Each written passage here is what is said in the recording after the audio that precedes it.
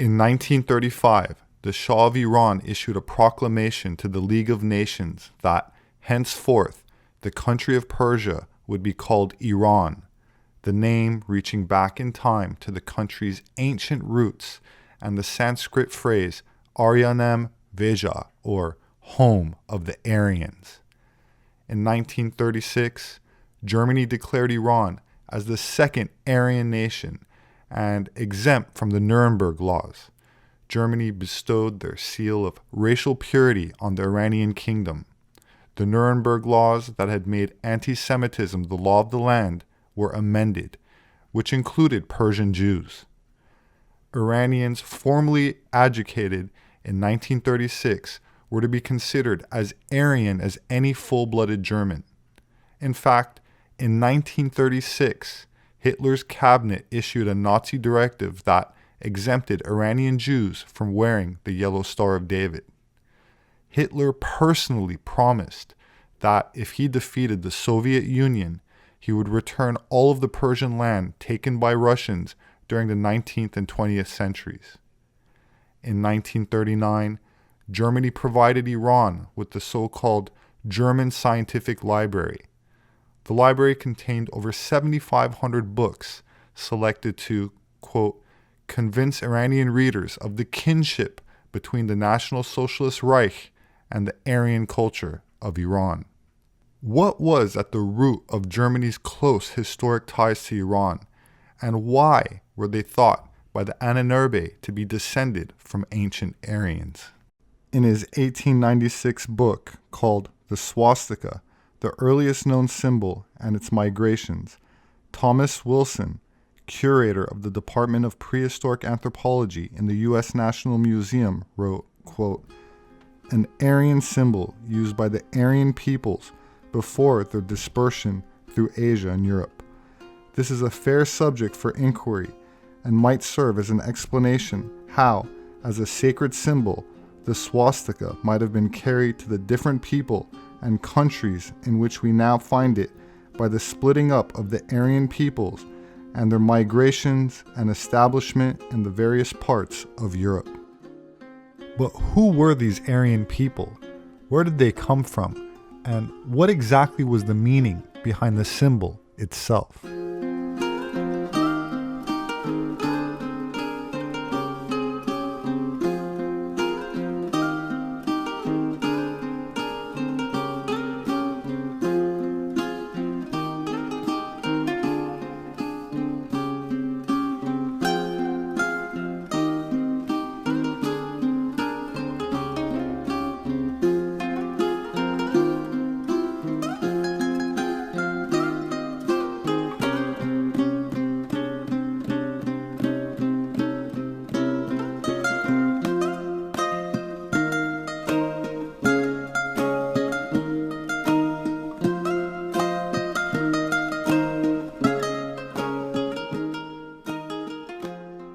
In the religion of the Aryan Magi of ancient Iran, Zorvan is both the sun god and the god of time and space.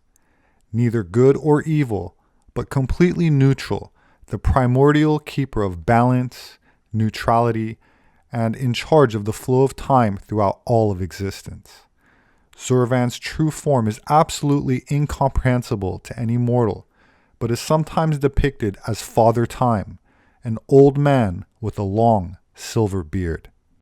Zurvan is the androgynous parent to equal but opposite twins, Ahura Mazda and Angra Mainyu, also called Ahriman. Ahura Mazda is the sky god of the ancient Iranian religion of Zoroastrianism, where Ahura means Lord and Mazda means wisdom. Ahriman is the destructive or evil spirit in the Zoroastrian religion, which is locked in an ongoing struggle with Ahura Mazda, which lasts for 12,000 years, when at the end, the evil creation is destroyed.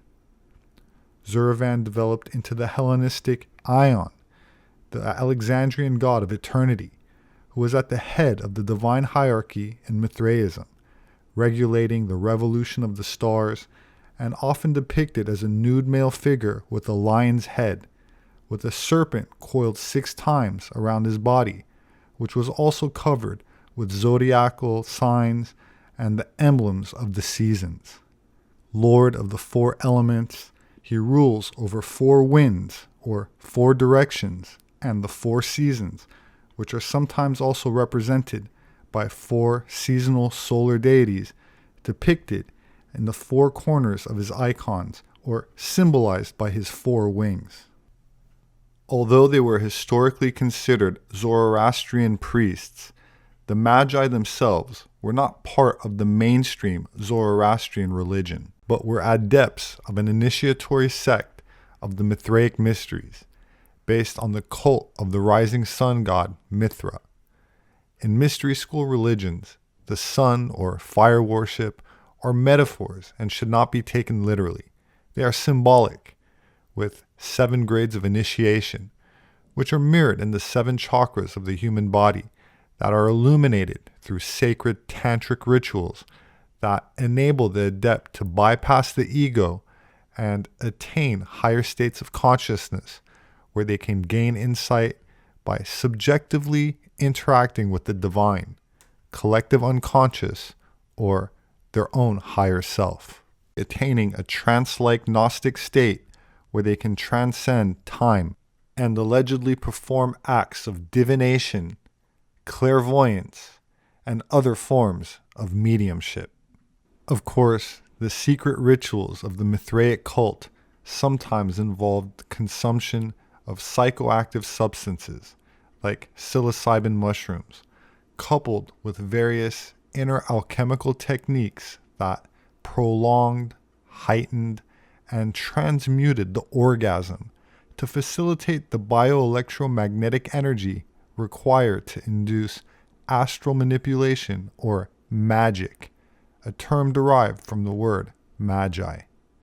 This brings us to the Greek god Kronos, which means time, and was known as Saturn in ancient Rome. In antiquity, 3-dimensional space and time was represented as a cube with 12 edges, symbolically synonymous with the primordial black sun Saturn, Kronos, and Zervan, which speaks to the esoteric black cube symbolism in some Abrahamic faiths, whose Kabbalistic origins predates Judaism and Islam and can be traced back to the ancient Magi.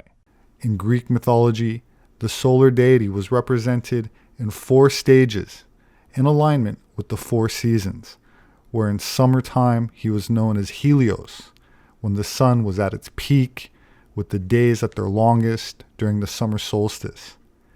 At the time of harvest, as the climate became colder and plants started to die, the sun was represented by Saturn, considered the nocturnal or black sun, ushering in the transition to autumn, which after the winter solstice, Pluto would rule, also known as Hades, the god of the dead and the king of the underworld, who also plays a prominent role in the Eleusinian Mysteries, which I covered in a prior video, where Persephone symbolically dies when she's crowned queen of the underworld and then is reborn.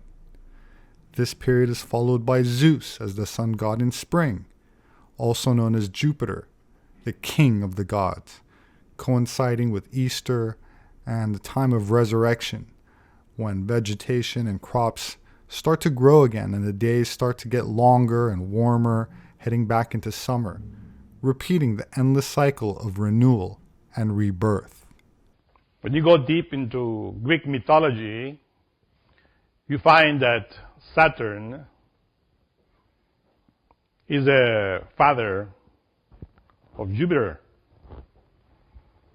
and many other gods. It is symbolized with a scythe or cycle, and it is also called Kronos, the god of time and death, because astrologically Saturn is related with the ray of death or destruction. When we investigate our root race, the Aryan race, we know that the first sub-race of this Aryan race flourished in Tibet, and then the second in India, in China, and the third in Egypt, Persia, Babylon. When we investigate the fourth, then we discover the Greek-Roman civilization. And of course, between these two races or sub-races, we discover the emerging of Judaism and Christianity. So these Diodorus Siculus state that Iao is the highest of all the gods. Indeed, Iao is Saturn. The seasons of the year, according to this theologian, Diodorus Siculus, states that Zeus governs spring, Helios, the sun, Helios governs summer, and Iao, autumn or fall, while Hades, the god of hell, which is also called Pluto, governs winter. Remember that Saturn is called also Chronos, which is related with time. And time works, of course, through the sexual energy. In other words, we enter into the circle of time through sex. The swastika therefore represents the solar wheel, or the sun, in its 4 seasonal aspects, perpetually renewed in an endless cycle of birth, death, and resurrection, symbolic of the solar cycle of time in an astrotheological context, and spiritual immortality in an esoteric or occult context, where in the mystery school religions, the sun represents God and therefore light, the only light, the universal light, an omnipresent symbol of divine luminosity, the light within each of us.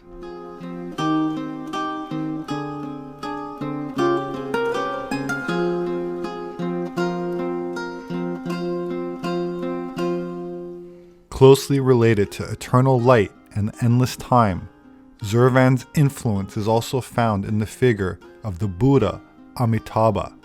The name Amitabha translates to infinite light, who in very ancient times may have been based on a monk named Dharmakara, who in some versions is described as a former Aryan king, as even Gautama Buddha himself was Aryan nobility, described as having blue eyes and commonly associated with the swastika symbol, which predates Buddhism itself, and in Tibet was also revered by the earlier Bon religion, which according to Madame Helena Blavatsky, inherited its tradition of magic from the ancient Aryans.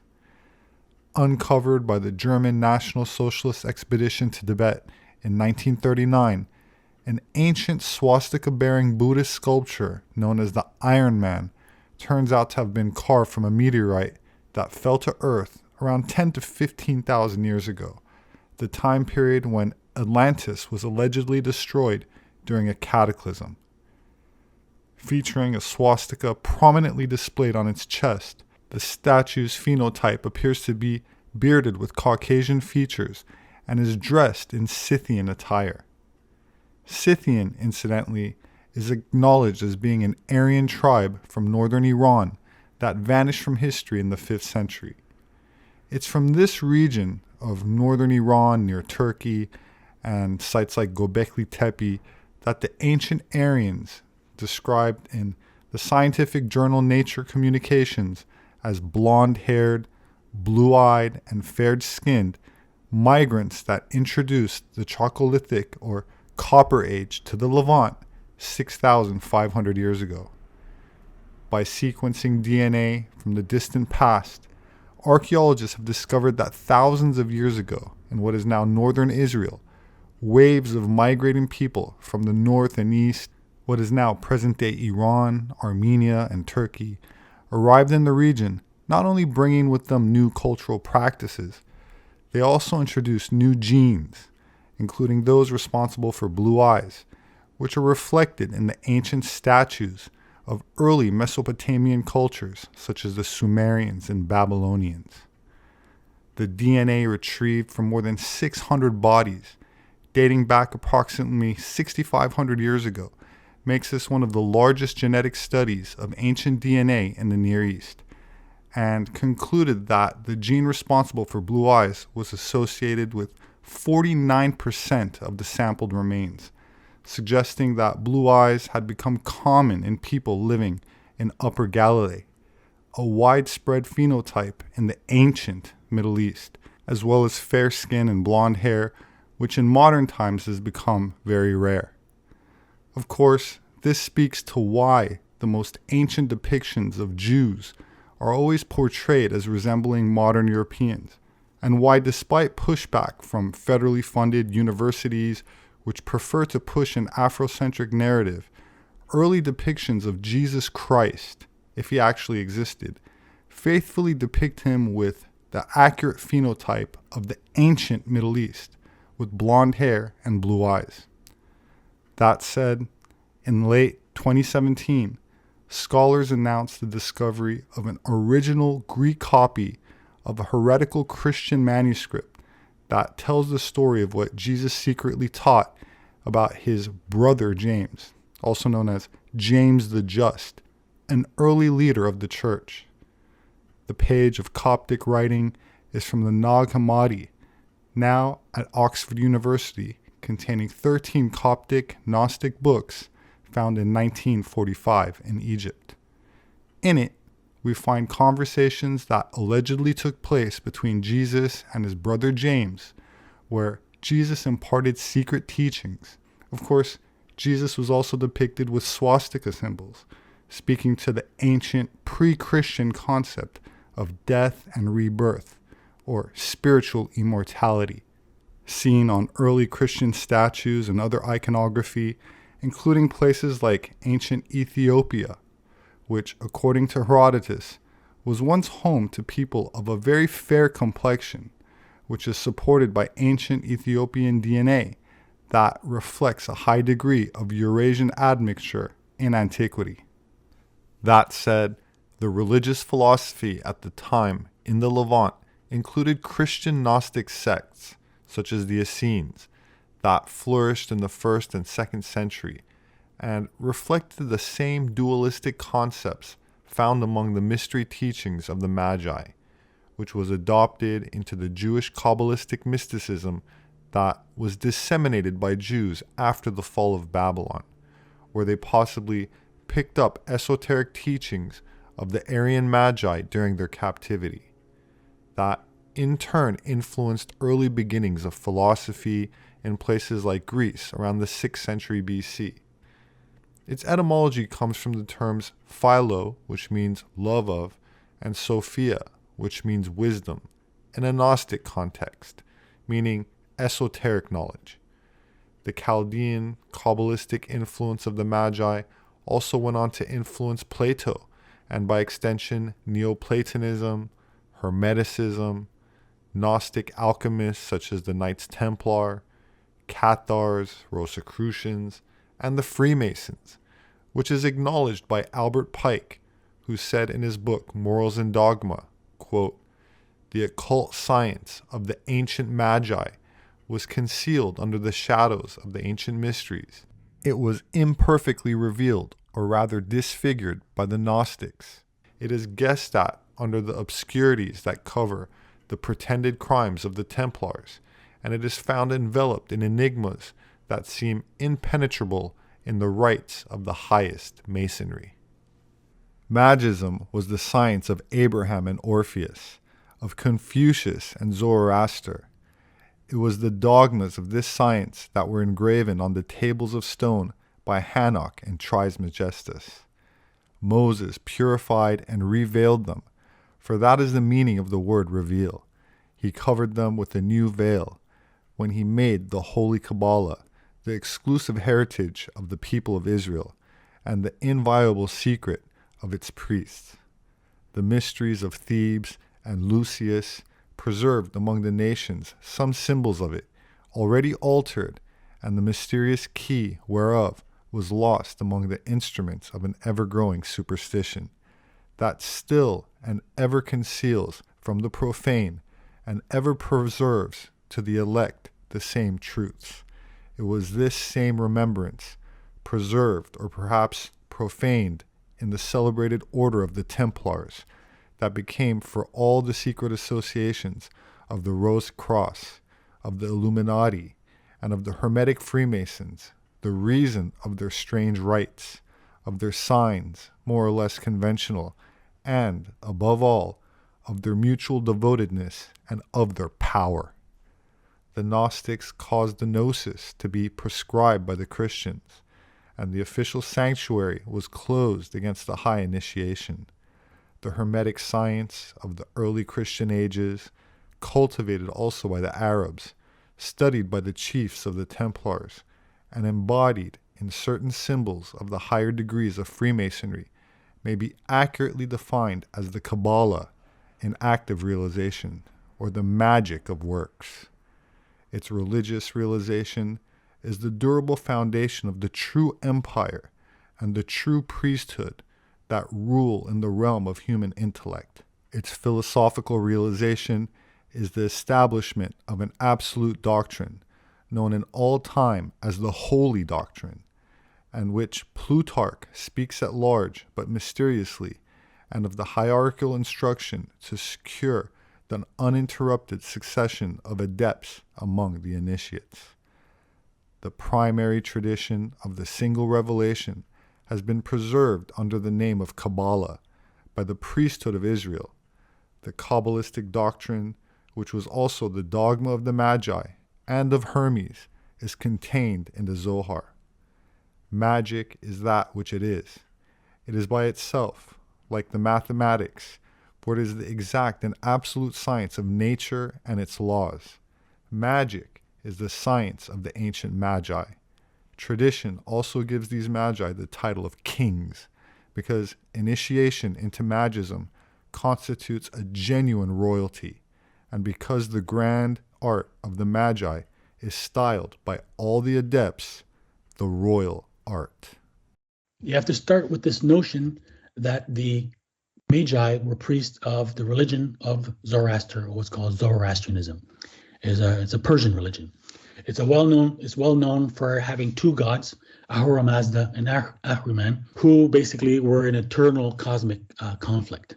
The Magi that became famous throughout the world practiced a number of doctrines and beliefs that had nothing to do with Orthodox Zoroastrianism. So fundamentally what you see is that they worship some kind of dying god. In their case, it was Mithras or Mithra, which is basically the Persian version of Baal, and a version of the goddess. I think her name was Anahita, which is the origin of Athena. And they would have practiced, believed in astrology, numerology. They believed in reincarnation and vegetarianism. In Greece, we already have a sort of a bedrock of this dying god tradition that was existing there through the survival of various, the worship of Dionysus and various other versions. So what happens is that in the year, I think it's 538, Cyrus conquers Babylon from the Babylonians, and he releases the Jews from captivity. What happens at this point is that the majority of them are allowed to return to Israel and to rebuild the temple. But they don't all return there. Some of them go to Egypt, and some of them end up in Greece. Because what's important here is that the Persian Empire conquered the entire area of what is today Turkey. And so on the very westernmost part of Turkey was a region called, a Greek-speaking region called Ionia. And it's well known that the first beginnings of Greek philosophy began there. And again, what historians don't tell you is that those philosophers emerged under Persian occupation, even though they're referred to as Greek. And so when you look at, if you look at the what they call the pre-Socratics, the earliest Greek philosophers, their ideas all hold elements that are similar to the Magian cult. And in particular, you can read Heraclitus, and this comes from the 5th century BC. He says that the cult of Dionysus was borrowed from the Magi, and that's an infernal cult dedicated to the phallus. So the cult of Dionysus was key because it was the earliest form of the ancient mysteries in ancient Greece. So again, this was the same dying god ritual that involved intoxication, dancing, and orgies and human sacrifice. So from the cult of Dionysus, you get the cult of Orpheus. So now at this time, you'll find that there's numerous claims that the earliest Greek philosophers derived their teachings from this period of Magian influence in ancient Greece. Because what's important is that a significant transformation happens here, as it happens in many parts of the world. This is also the 6th century, which is often referred to by scholars as the axial age, because there was so much in the transformation of world religions and ideas that took place in that century. So what you have is you have this archaic, more ancient religious tradition in Greece, which was dedicated to the worship of Dionysus and these other gods, which now gets supplanted by this new cult, especially the cult of Dionysus, but also the advent of Greek philosophy. And so that has been taken in our time by Enlightenment philosophers to suggest that the Greeks, because the Enlightenment was the so-called age of reason, so they were trying to see history as an evolution of reason, which is why they suggested that the Greeks were rejecting religion in favor of reason, and they were abandoning superstition in favor of empirical thought. The reality is that the Greek philosophers were actually adopting a new religion, and that religion was the Magian cult. And that's why when you look at the fundamental teachings of the earliest philosophers, particularly Pythagoras and Plato, you can see that it was derived from Magian teachings. And this is the way that they were viewed ever since. And this is why throughout history, Plato has always been viewed as one of the major founding figures of the Kabbalah by Jewish Kabbalists as well. And this is why now you can see why Albert Pike will claim this heritage for the Magi. This Magian cult is basically early Jewish Kabbalists who were, because the world at the time did not know who Jews were, so they basically confused them as Persians or Babylonians, which is why they were known as Phoenicians and described as having practiced circumcision, but the ancient world made no distinction as to their religious practices. And so this cult then spread more and more, especially with Greek influence. When Alexander the Great conquered much of the world, that's when this Greek version of the Kabbalah then was infiltrated to various parts of the world, most importantly, the city of Alexandria. And this really, Alexandria is really effectively what we can regard as the beginnings of the occult tradition, because this is where now you have this whole confluence of all these different versions. So now you have in Alexandria, you have the influence of the Persian occult tradition, the Egyptian occult tradition, which is known as Hermeticism. You have the influence of the various ancient mysteries, so the mysteries of Mithras, the mysteries of Sibyl, the mysteries of Isis, the mysteries of Osiris, were all basically just variations of the ancient dying god mysteries. The Jewish mysticism, which is evidenced in groups like the Essenes and another group affiliated with them in Egypt, in Alexandria in particular, called Therapeutae. The Greek influence, which is called Neoplatonism, and that's how it enters the fold. And then you have Gnosticism. And Gnosticism is basically the Christian version of all these various cults. But they're all, the thing is that scholars refer to this era as an era of syncretism, because there are so many, what they thought were separate elements cross-pollinating each other, without understanding that they all had a single origin in the cult of the Magi. And they were just basically branches of the same cult. So Hermeticism was the alchemical, sort of practical magic branch of this occultism. Neoplatonism was the theology, and the ancient mysteries were the rituals. So it happens in 6597. The Babylonians come. Before that, what happens is that the Assyrians come and they conquer the northern kingdom of Israel and send those people off into captivity. They become, from that point forward, the lost tribes. The lower kingdom of Judah is conquered again, I said, in 597. They are taken into captivity in Babylon. And this is where they come in contact with the teachings of the ancient Magi, known to the world as ancient Magi.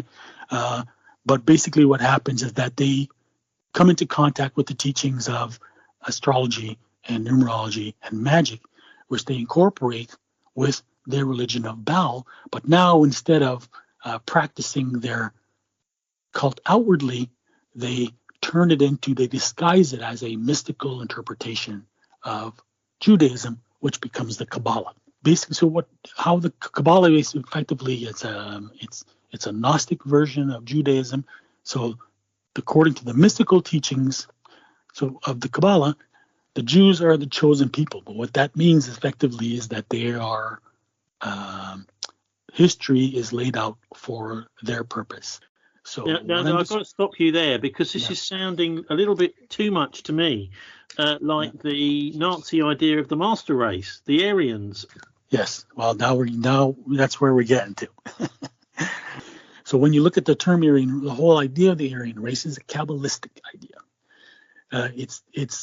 It's not expressed that way openly, but there's enough hints in the language when you look at what the Aryan race was referred to, who had survived the flood of Atlantis. They were descendants of the sons of God of the Bible, who lived before the flood. They survived Atlantis, and then they landed in the mountains of Asia, or specifically the Caucasus, and then spread out through India and to Europe, which is why they're referred to as the Indo-Europeans. So it's important to remember at this point now that the Aryan race was a Kabbalistic idea.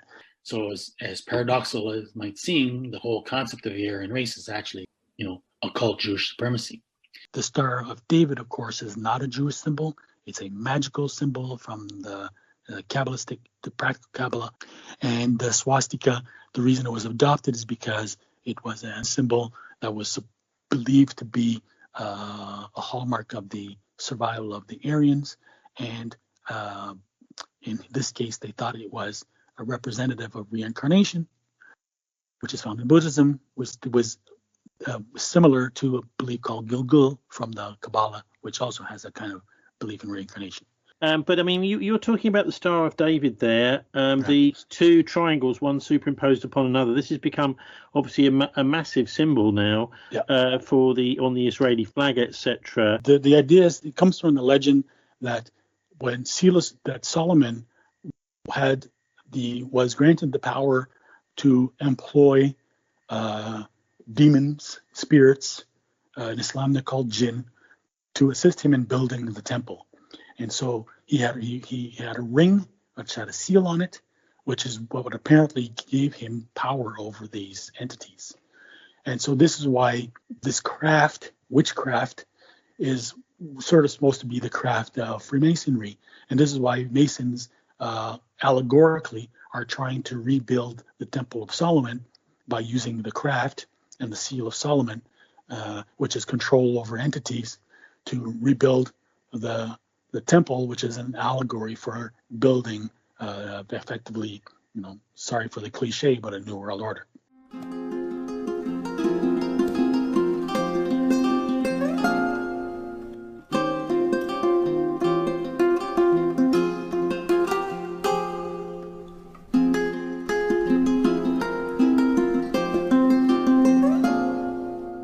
My name is Robert Sepehr. I'm an anthropologist.